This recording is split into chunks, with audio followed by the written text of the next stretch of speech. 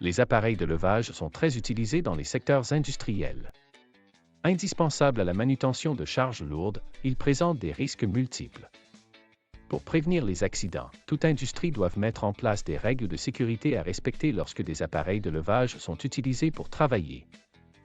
Les appareils de levage doivent être utilisés par des personnes compétentes ayant reçu la formation nécessaire et elles doivent être vigilantes en tout temps dans leur environnement de travail.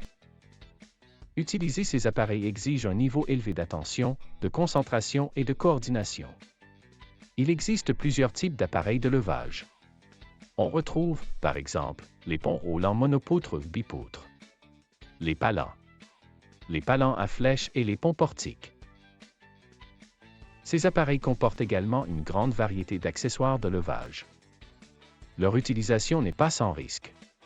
Il existe de multiples causes d'accidents et les plus fréquentes sont les projections ou la chute du matériel, le renversement du matériel, la présence de la victime dans une zone dangereuse, et l'utilisation et l'entretien de ces appareils. Lorsqu'un accident survient, celui-ci peut entraîner des conséquences graves pour les travailleurs comme l'invalidité permanente et même la mort. Il est important de bien comprendre le fonctionnement d'un pont roulant ainsi que de ses différents mouvements. Le levage qui soulève les charges en hauteur.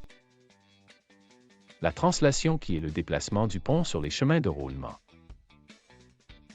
La direction qui assure le déplacement du ou des chariots porte-treuil, perpendiculaires au sens de déplacement du pont. Et l'orientation, ou la giration, qui assure la rotation de la charge autour d'un axe vertical. De façon générale, les ponts roulants sont commandés à partir d'une cabine ou du sol. Les commandes au sol s'effectuent à l'aide d'une boîte à boutons pendante ou d'une télécommande sans fil. Idéalement, les commandes et le pont roulant doivent être identifiés par des signes de repérage identiques afin d'éviter toute ambiguïté dans les mouvements. L'inspection des appareils de levage est essentielle à la prévention des accidents. De plus, elle contribue au maintien des équipements en bon état, à la diminution des pertes de production et des coûts d'entretien ou de réparation. L'inspection initiale, l'inspection fréquente et l'inspection périodique doivent être effectuées par une personne qualifiée et compétente. Seule l'inspection opérationnelle est sous la responsabilité de l'opérateur et celle-ci doit être effectuée avant chaque utilisation de l'appareil de levage. L'inspection opérationnelle doit être effectuée hors tension et sous tension pour y détecter tout danger ou toute anomalie. L'équipe de manutention des charges est constituée d'un opérateur, d'un guide de la charge, d'un élingueur et d'un signaleur. Chaque intervenant a des responsabilités qui lui sont propres lorsqu'il travaille avec un appareil de levage. De plus, chaque intervenant doit porter les EPI pour assurer sa sécurité.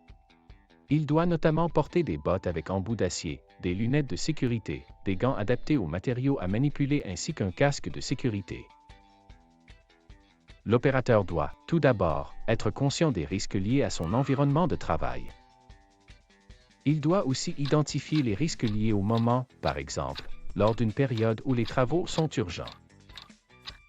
Il doit identifier les risques liés à la tâche qui peuvent être causés par le gréage de la charge et les manœuvres de l'opérateur.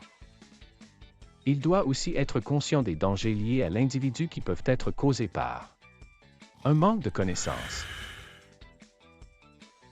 un manquement aux règles de sécurité ou une incapacité physique. Le guide de la charge, comme son nom l'indique, doit guider la charge à l'aide de câbles de guidage et non de ses mains. L'élingueur, quant à lui, doit faire une bonne planification du levage afin d'éviter les accidents et il doit tenir compte de l'évaluation du poids de la charge, de l'évaluation du centre de gravité de la charge, du choix des accessoires de levage et du choix de la méthode d'attache de la charge. Il se peut que l'opérateur du pont roulant perde le contact visuel avec la charge. Le signaleur doit alors prendre le relais, afin de diriger la charge à l'aide de signaux manuels ou radio. Il est essentiel que l'équipe s'entende sur les signaux à utiliser, afin de limiter les risques d'accident. Parmi les signaux manuels standards, on retrouve la prise de commandement et la fin de commandement,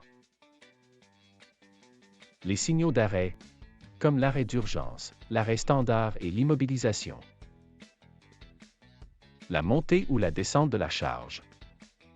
L'utilisation du treuil principal et auxiliaire. Le déplacement de la charge avec un pont roulant, une grue ou une grue à chenilles. Ainsi que les signaux lors de l'utilisation d'accessoires de levage tels les aimants et les grappins. Pour terminer, les appareils de levage sont impliqués dans un grand nombre d'accidents graves. Ils représentent certains risques pour toute personne qui les utilise ou qui travaille à leur proximité. La prévention des accidents liés aux appareils de levage se doit d'être une préoccupation constante pour toute entreprise soucieuse d'assurer la sécurité de son personnel et d'optimiser le déroulement des opérations. Pour en savoir plus, veuillez consulter notre plateforme et catalogue e-learning ainsi que nos services de formation et services professionnels en gestion des risques.